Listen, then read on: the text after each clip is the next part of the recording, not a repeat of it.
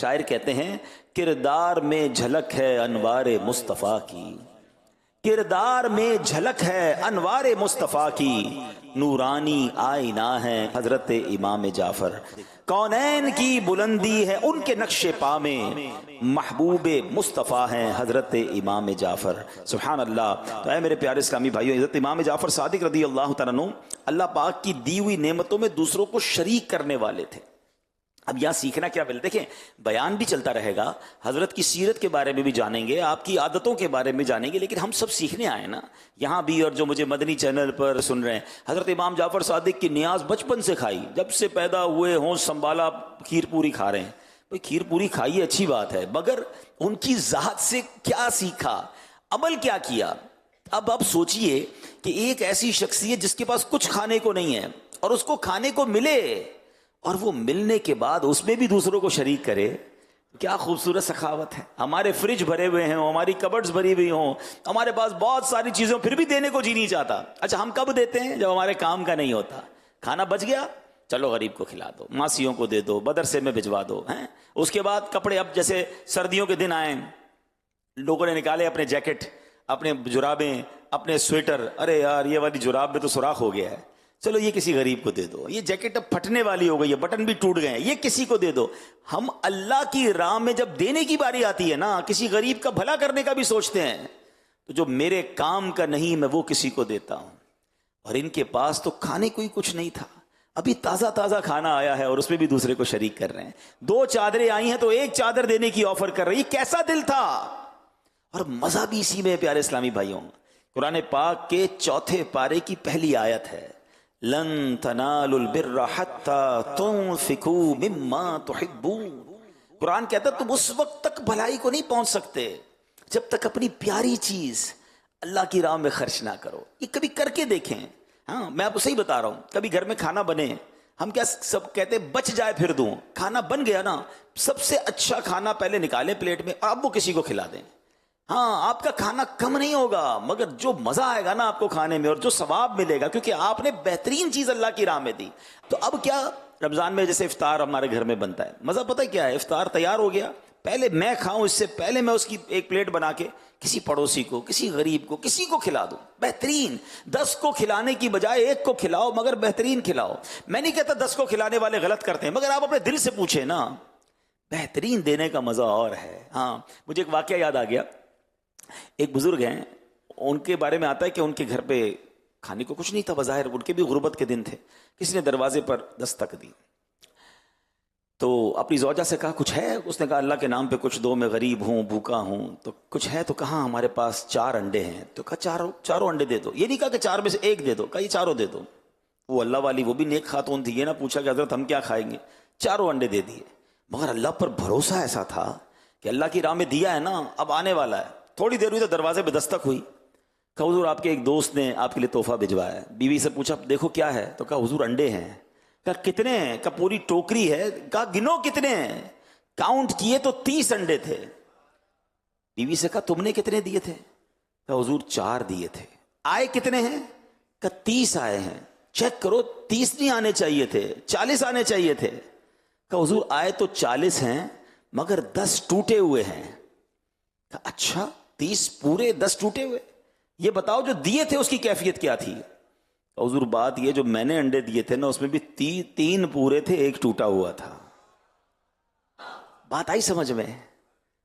بات ہے گہری، سمجھنی پڑے گی۔ پورے دو گے پورے ملیں گے، ٹوٹے دو گے ٹوٹے ملیں گے۔ اب آپ کی مرضی ہے، اللہ کی بارگاہ میں دینے پورے ہیں یا ٹوٹے ہیں؟ بچنے والا، پھکنے والا، ضائع ہونے والا، جو میں نہ کھا سکوں، کھانے میں بدبو آ گئی، پھر باری آتی ہے غریب کی۔ نہیں، سیکھو آل نبی سے کہ ابھی جنت کی نعمتیں ملی ہیں، فرما رہے آپ بھی ساتھ کھا لیں۔ 2 چادریں آ رہی ہیں، کہہ رہے 1 آپ لے لیں۔ اور یہی صحابہ کا طریقہ، یہی نبی پاک کا انداز۔ اللہ سخاوت دے اور دل کی سخاوت دے، خوشی کے ساتھ بانٹنا۔ مطلب میں کئی لوگ ہیں ماشاءاللہ ایسے، دیکھا ہے میں نے بھی، آپ نے بھی دیکھا ہوگا، جو دوسروں کو کھلا کے خوش ہوتے ہیں، جو دوسروں کو دے کر خوش ہوتے ہیں۔ اور یقین کریں اب تو دنیا اس پر ریسرچ کر رہی ہے کہ what is the definition of happiness, خوشی کی تعریف کیا ہے۔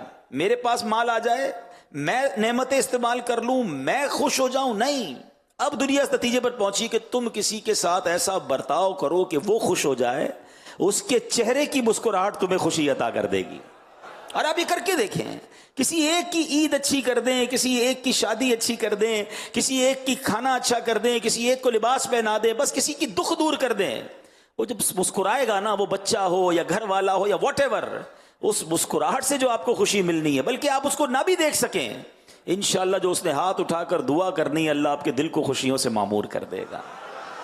تو پہلی خوبصورت بات، آل نبی کی کیا شان ہے، ابھی تو بات شروع ہوئی ہے اور کتنا سیکھنے کو مل رہا ہے۔ بہرحال اچھا، حضرت امام جعفر صادق دوسرے کو کھانے میں شریک فرمانے والے، اور اسی طرح آپ نے لباس بھی عطا فرمایا جو غیب سے لباس ملا تھا۔ اب یہ لباس پہنانا یہ کتنی بڑی نیکی ہے، آپ کو پتہ ہے؟ کھانا کھلانا اور لباس پہنانا یہ نصیب والوں کا کام ہے، اللہ ہم سے کام لے لے۔ اللہ کے نبی علیہ الصلوۃ والسلام فرماتے ہیں، جس نے کسی مسلمان کو لباس پہنایا، جب تک اس میں کوئی دھاگا یا لڑی اس کے بدن پر رہے، لباس پہنانے والا اللہ پاک کی حفاظت میں رہے گا۔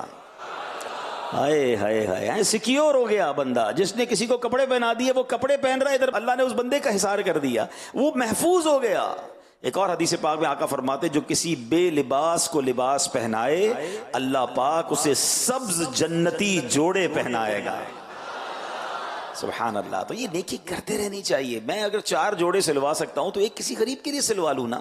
اچھا، ہمارا ایک اور بڑا پرابلم ہے، ہم بعض اوقات کیا کہتے ہیں، یار مجھ سے کوئی مانگے گا تو دے دوں گا، اچھا پھر مانگنے آتا تو کہتے ہیں پتہ نہیں مانگ رہا ہے، پیسے کی ضرورت ہے بھی کہ نہیں، بیکاری ہے، اور جناب یہ تو پروفیشنل ہو گیا ہے۔ یہ مانگنے کا انتظار نہ کیا کرو، یہ بڑا پرابلم ہے ہمارا۔ ہم اپنے دوستوں کو بھی، رشتہ داروں کو کہتے ہیں کہ ضرورت ہو تو مانگ لینا، وہ نہیں مانگے گا آپ سے۔ کس کی ہمت ہوگی یار، جس نے ساری زندگی خود مسجد کے ڈبے میں پیسے ڈالے، اب اس کے پیسے کم ہو گئے ہیں، اس نے کبھی ہاتھ نہیں پھیلایا کسی کے آگے۔ آپ کو تلاش کرنے کی ضرورت نہیں ہے، میں آپ کو ایزی فارمولہ دے دیتا ہوں۔ پاکستان میں اگر بات کروں میں، تو جس کی تنخواہ یا آمدنی 40-45 ہزار یا اس سے کم ہے نا، وہ بیچارہ سفید پوش ہو چکا ہے، اس کے پیسے پورے نہیں ہو رہے ہیں، اس کو مانگنے کے لیے نہ کہو۔ آپ ایسے کسی بھی اسلامی بھائی کو، کسی بھی رشتہ دار کو، کسی بھی پڑوسی کو جوڑا دے دیں، وہ انشاءاللہ خوشی سے لے لے گا اور اس کے دل سے دعا نکلے گی۔ مزہ یہ ہے کہ وہ مانگے نا، میں خود دینے والا بنوں۔ اور آپ کون سا زکوٰۃ میں جوڑا دے رہے ہیں؟ تو آپ کھانا کھلانا یا لباس پہنانا یہ عام مسلمانوں میں تقسیم کریں، مسلمانوں کو ضرورت بھی ہے۔ ہم نے دیکھا ہے یار، سال سال گزر جاتا ہے، بندہ جوڑا نہیں سلواتا۔ اپنے بچوں کا جوڑا سلوانا ہوتا تو اپنے جوڑا 2-2 سال چلا رہا ہوتا ہے، 3-3 سال عید پہ لوگ آج کل نئے کپڑے نہیں سلوا پا رہے۔ جس کو دیا ہے اللہ نے، یہ نیکی کماؤ، اللہ سبز جنتی لباس انشاءاللہ اسے عطا فرمائے گا۔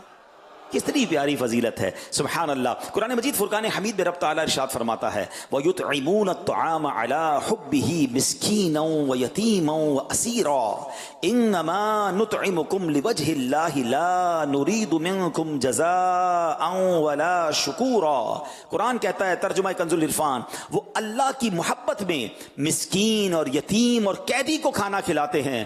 ہم تمہیں خاص اللہ کی رضا کے لیے کھانا کھلاتے ہیں، ہم تم سے نہ کوئی بدلہ چاہتے ہیں اور نہ شکریہ۔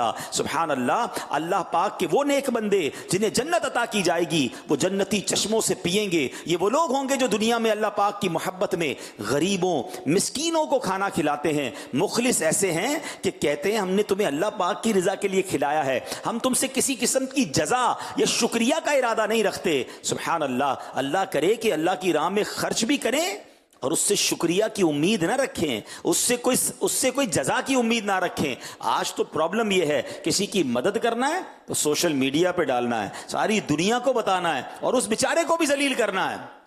ایسا نہ کریں، بلکہ پتہ کوشش کیا کریں، کبھی کسی کی مدد کیا کریں نا، کبھی کبھی زندگی میں ایسی بھی مدد کرو کہ اسے پتہ بھی نہ چلے میری مدد کس نے کی ہے۔